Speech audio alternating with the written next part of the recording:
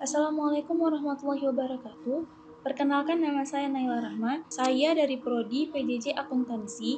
Di sini saya ingin mempresentasikan tentang analisis saya, yaitu analisis PESTEL sebagai dasar perumusan strategi pada PT Asrinda Artasangga Reinsurance Brokers.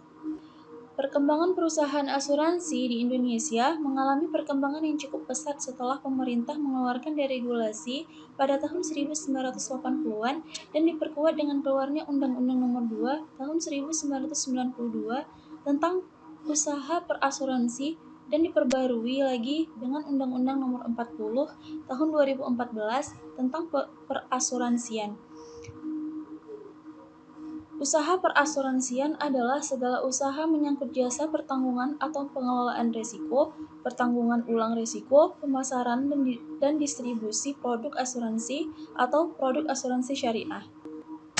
Industri jasa penunjang usaha asuransi, khususnya di pialang asuransi dan reasuransi di Indonesia, saat ini dapat dikatakan masih dalam taraf berkembang terus. Terlebih belakangan ini terdapat beberapa kebijakan Indonesia Financial Group atau IFG yang diterapkan pada perusahaan-perusahaan asuransi atau penjamin BUMN maupun anak perusahaan BUMN, di mana hal ini membuat nasib pelaku bisnis pialang atau broker perasuransian semakin tak menentu. Keterbatasan kapasitas perusahaan reasuransi lokal dalam memberikan dukungan atas penempatan risiko, khusus yang berdampak penempatan reasuransi tidak full place. Sedangkan analisis lingkungan eksternal, perusahaan membantu untuk melihat peluang dan ancaman yang akan dihadapi oleh perusahaan untuk dapat memahami kondisi internal maupun eksternal. Perusahaan ini dapat menggunakan dua analisis, yaitu analisis PESTEL dan analisis SWOT. Di sini saya hanya menganalisis tentang analisis PESTEL saja. Analisis PESTEL adalah konsep dalam prinsip pemasaran dan alat untuk analisis bisnis. Konsep ini diterapkan sebagai alat untuk memantau lingkungan perusahaan, di mana mereka beroperasi atau berencana untuk meluncurkan proyek, produk, dan layanan baru, atau untuk mengantisipasi situasi makro yang memengaruhi situasi perusahaan. Ada beberapa faktor-faktor eksternal yang terkait dalam PESTEL. Yang pertama ada faktor politik. Faktor ini mengevaluasi sejauh mana kebijakan pemerintah dapat berdampak pada perusahaan dan brand. Yang kedua ada faktor ekonomi. Faktor ini meliputi pertumbuhan ekonomi, nilai tukar, tingkat inflasi, suku bangsa, pendapatan konsumen, dan tingkat pengangguran. Yang ketiga ada faktor sosial.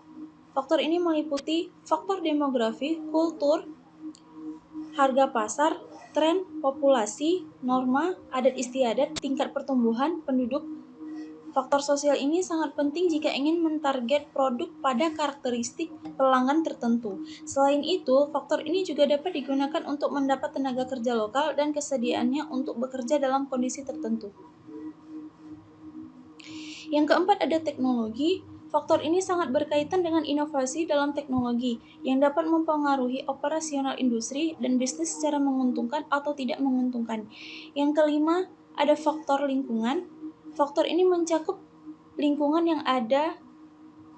Faktor ini mencakup lingkungan yang dapat berpengaruh terhadap industri, yaitu mencakup iklim cuaca, kondisi geografis, pergantian iklim, terutama yang berpengaruh terhadap perusahaan. Faktor ini dapat digunakan untuk menyusun strategi Corporate Social Responsibility atau CSR. Yang keenam ada faktor hukum atau legal. Faktor ini menyangkut aturan perundang-undangan tertentu yang berpengaruh terhadap lingkungan bisnis, meliputi undang-undang hak paten, undang-undang kesehatan, dan keselamatan kerja. Ada beberapa contoh dari PESTEL eksternal, yaitu yang pertama ada faktor politik. Politik ini undang-undang tentang usaha perasuransian. Yang kedua ada ekonomi. Ekonomi ini adalah pertumbuhan ekonomi.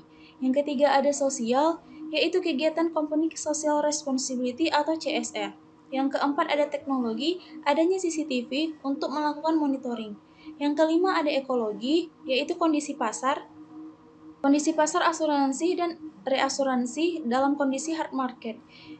Yang keenam ada legal, yaitu izin usaha tercatat di Otoritas Jasa Keuangan nomor KEP 502-KM-017-1994 pada tanggal 10 Oktober 1990. Analisis Pestel ini menunjukkan adanya peluang dan ancaman yang kemudian dibahas dalam analisis SWOT.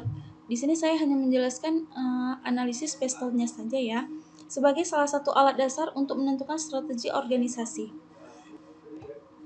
Kesimpulan dari analisis saya yaitu faktor-faktor eksternal yang mempengaruhi kelangsungan bisnis PT Asrinda Artasangga Insurance Broker melalui analisis Pestel adalah politik, ekonomi, sosial, teknologi, environment, dan legal. Berdasarkan analisis Pestel yang sudah dilakukan, PT Asrinda Artasangga Insurance Broker telah memperhatikan dan sesuai dengan faktor-faktor eksternal dalam merumuskan strategi dan menjalankan bisnisnya. Kritik dan saran, keterbatasan kapasitas perusahaan reasuransi lokal dalam memberikan dukungan atas penempatan risiko, khusus yang berdampak penempatan reasuransi tidak full place, kapasitas reasuransi luar negeri yang belum maksimal, pengembangan dana investasi belum maksimal, dan kebijakan IFG yang melarang penggunaan jasa perantara seperti agen atau jasa pialang reasuransi pada anak perusahaan asuransi.